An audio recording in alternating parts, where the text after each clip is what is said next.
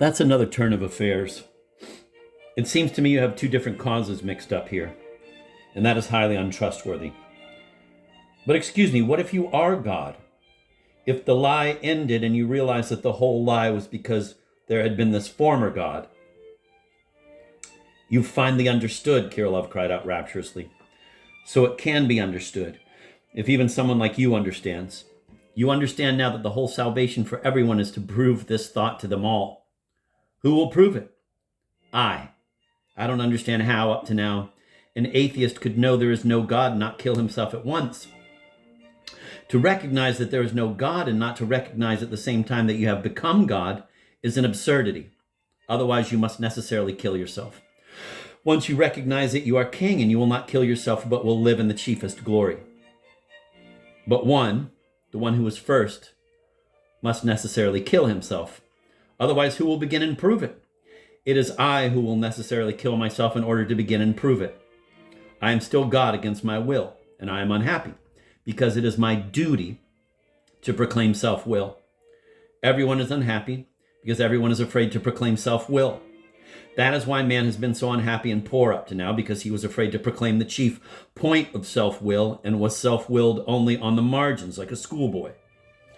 I am terribly unhappy because I am terribly afraid. Fear is man's curse, but I will proclaim self-will. It is my duty to believe that I do not believe. I will begin and end and open the door and save. Only this one thing will save all men and in the next generation transform them physically. For in the present physical aspect, so far as I have thought, it is in no way possible for man to be without the former God. For 3 years I have been searching for the attribute of my divinity, and I found it. The attribute of my divinity is self-will. That is all. That is all by which I can show in the main point of my insubordination and my new fearsome freedom. For it is very fearsome. I kill myself to show my insubordination and my new fearsome freedom. His face was unnaturally pale, his look unbearably heavy. He was as if delirious. Peter Stepanovich thought he was going to collapse right there. Give me the pen, Kirilov suddenly cried, quite unexpectedly, in decided inspiration. Dictate. I'll sign everything. I'll sign that I killed Shatov too. Dictate while I'm laughing. I'm not afraid of the thoughts of arrogant slaves. You'll see yourself that all that is hid shall be revealed, and you will be crushed. I believe. Peter Stepanovich snatched himself from his place and instantly gave him an inkstand, paper, and began to dictate, seizing the moment and trembling for his success. I, Alexei Kirilov, declare... Wait, I don't want to declare. Declare to whom? Kirilov was shaking as if in a fever.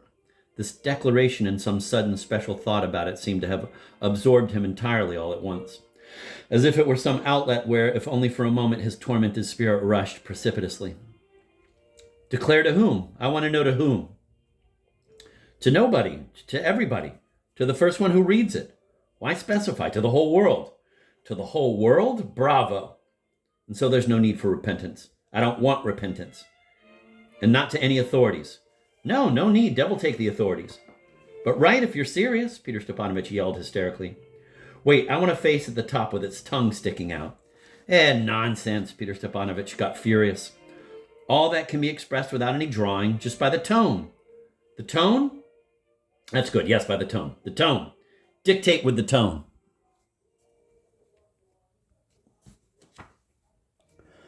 I, Alexei Kirilov, Peter Stepanovich dictated firmly and imperiously, leaning over Kirilov's shoulder and following every letter as he traced it with a hand trembling from excitement. I, Kirilov, declare that today, the blank of October in the evening between 7 and 8, I killed the student Shatov for betrayal in the park and for his denunciation about the tracks and about Fedka, who secretly lodged with the two of us in Filipov's house and spent 10 days nights there. And I kill myself today with my revolver, not because I repent and am afraid of you, but because abroad I had the intention of ending my life. Only that? Kirilov exclaimed with astonishment and indignation. Not a word more, Peter Stepanovich waved his hand, trying to snatch the document from him. Wait! Kirilov placed his hand firmly on the paper.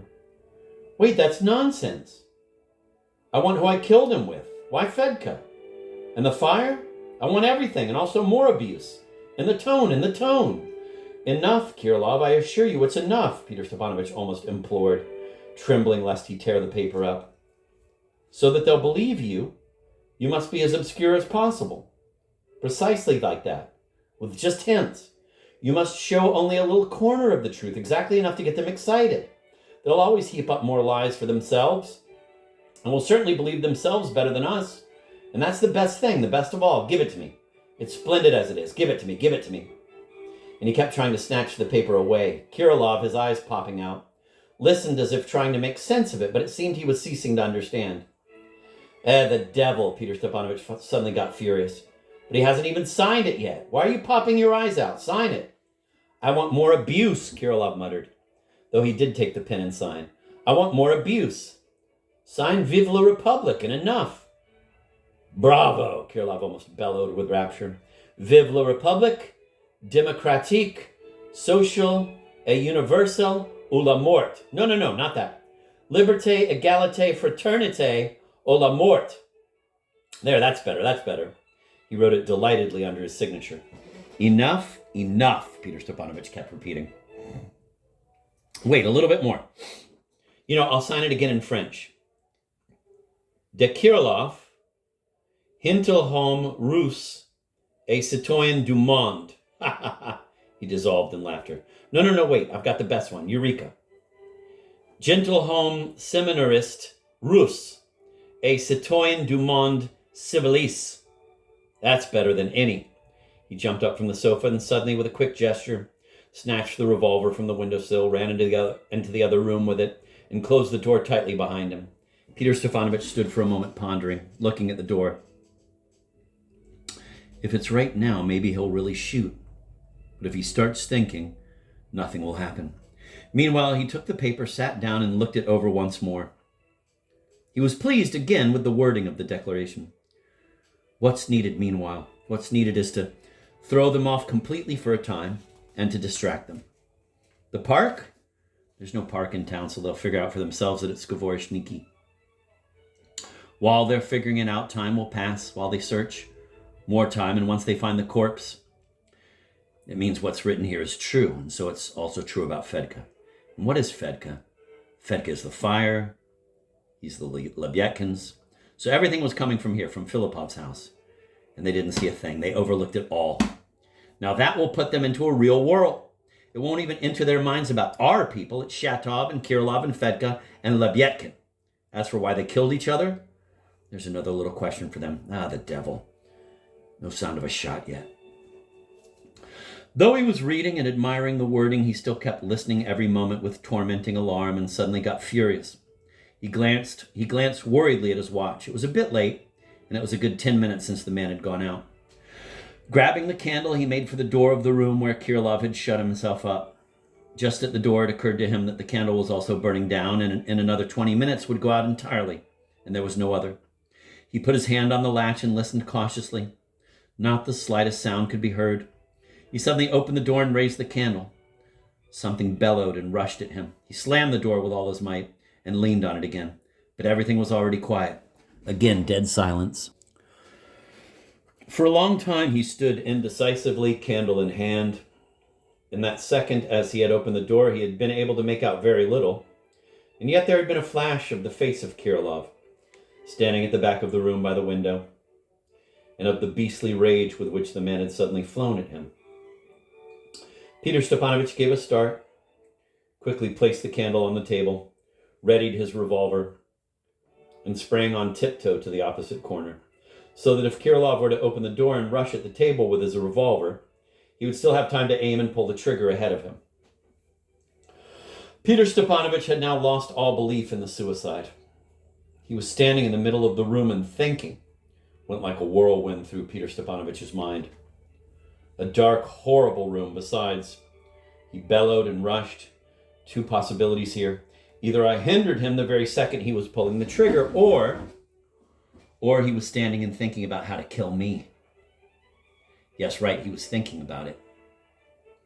He knows I won't leave without killing him.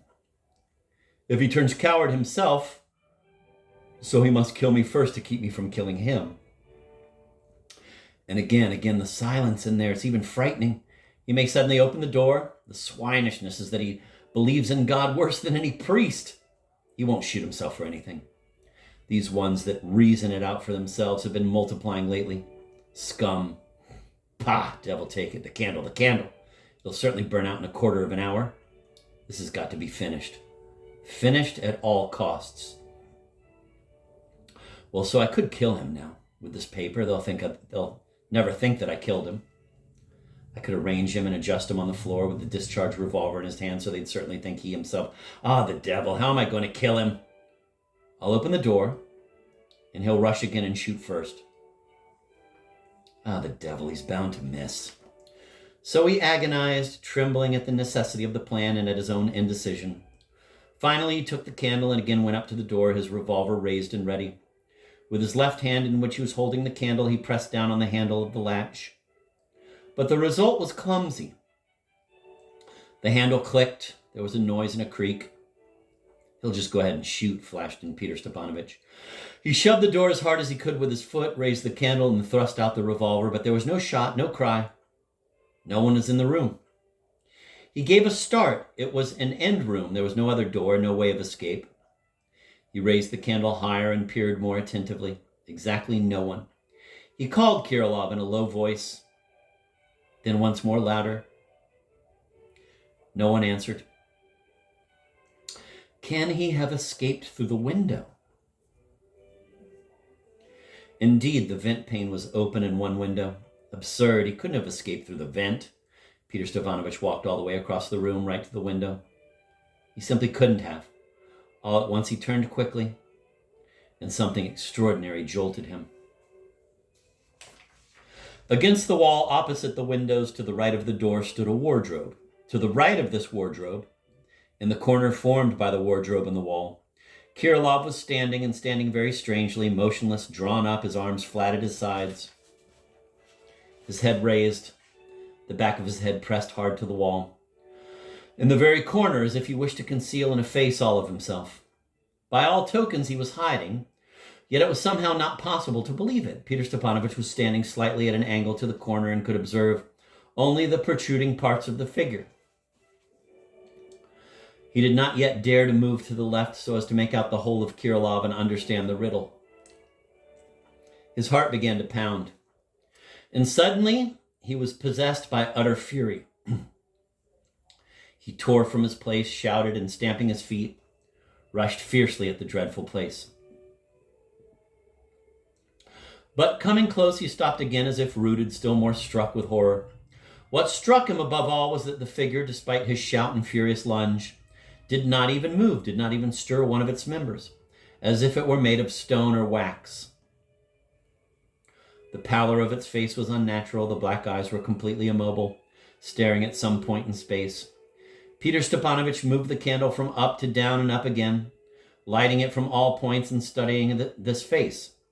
He suddenly noticed that although Kirilov was staring somewhere ahead, he could see him out of the corner of his eye and was perhaps even watching him.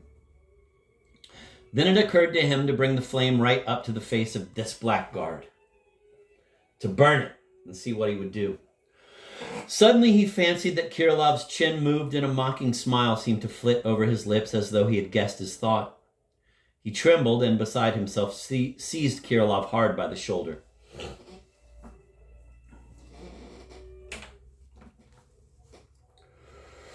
Then there occurred something so hideous and quick that afterwards Peter Stepanovich could never bring his recollections into any kind of order. The moment he touched Kirilov, the man quickly bent his head down and with his head knocked the candle from his hands. The candlestick fell to the floor with a clang and the candle went out. At the same instant, he felt a terrible pain in the little finger of his left hand. He cried out, and all he could remember was that beside himself he had struck as hard as he could 3 times with the revolver on the head of Kirilov, who had leaned to him and bitten his finger. He finally tore the finger free and rushed headlong to get out of the house, feeling his way in the darkness. Terrible shouts came flying after him from the room. Now, now, now, now, 10 times or so. But he kept running and had already reached the front hall when there suddenly came a loud shot. At that he stopped, in the front hall, in the dark, and for about 5 minutes stood reflecting. Finally, he went back to the rooms again.